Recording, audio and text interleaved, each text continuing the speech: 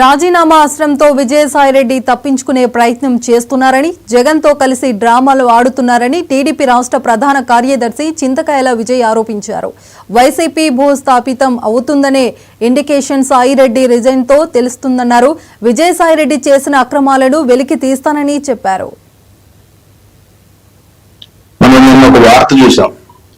విజయసాయిరెడ్డి రాజీనామా అంటే తప్పించుకోవడానికి దారి అనుకుంటున్నాడు. మొన్న వైఎస్ఆర్సీపీ గవర్నమెంట్ లో అంతకంత అరాచకాలు చేసి మొత్తం ఆంధ్రప్రదేశ్ని మొత్తాన్ని నాశనం చేసి కాల్చేసి యాషెస్ చూసి నవ్వే సాడిస్ట్ ఈ విజయసాయిరెడ్డి.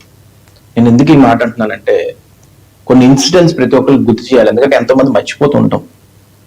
రామతీర్థం జరిగినప్పుడు చంద్రబాబు నాయుడు గారు రాముడికి అలా జరిగింది కదా అని చెప్పేసి రామతీర్థానికి వచ్చినప్పుడు లారీలు అడ్డు పెట్టి ఎంతో మందిని పోలీసుల చేత అరెస్ట్ చేయించి అక్కడ రాళ్ళు వేయించి మళ్ళీ అటెంప్ట్ మర్డర్ పెట్టి అక్కడ అమాయకమైన కార్యకర్తలు నాకు ఫోన్లు చేసేవారు అర్ధరాత్రి వేళ, లోకేష్ గారికి ఫోన్ చేసేవారు అర్ధరాత్రి వేళ, మా మీద 307 పడింది సార్, మేము ఎక్కడికి వెళ్ళిపోవాలి అర్థం కావట్లేదని ఎంతోమంది ఫ్యామిలీస్, పూటకు కూడా గడవలేని ఫ్యామిలీస్ని రోడ్డు మీద పడేసి ఆనందించిన వ్యక్తి విజయసాయిరెడ్డి.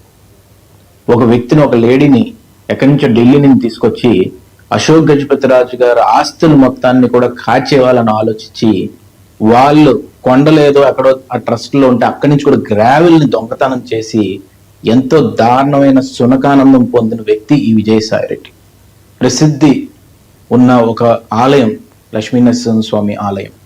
ఆ లక్ష్మీనరసింహస్వామి ఆలయం కూడా ఆ అమ్మాయి చేత వెంటనే దాన్ని లాక్కొని అశోక్ గజపతిరాజు గారిని హింసించి ఆయన్ని కొన్ని ఇనాగ్రేషన్స్ కూడా పిలవకుండా ఆయన బీపీని రేస్ చేసి ఏదో చేద్దామన్న ఆలోచనతో ముందుకెళ్ళేవే ఇంకా ఇప్పటికీ కూడా ఈ ఉత్తరాంధ్ర ప్రజానికం మర్చిపోలేరు.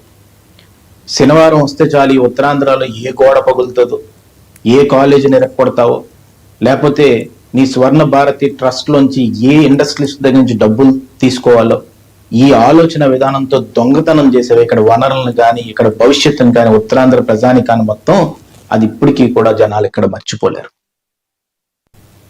ఇవి బులెటిన్ అప్డేట్స్. మరిన్ని అప్డేట్స్ కోసం చూస్తూనే ఉండండి 99 టీవీ.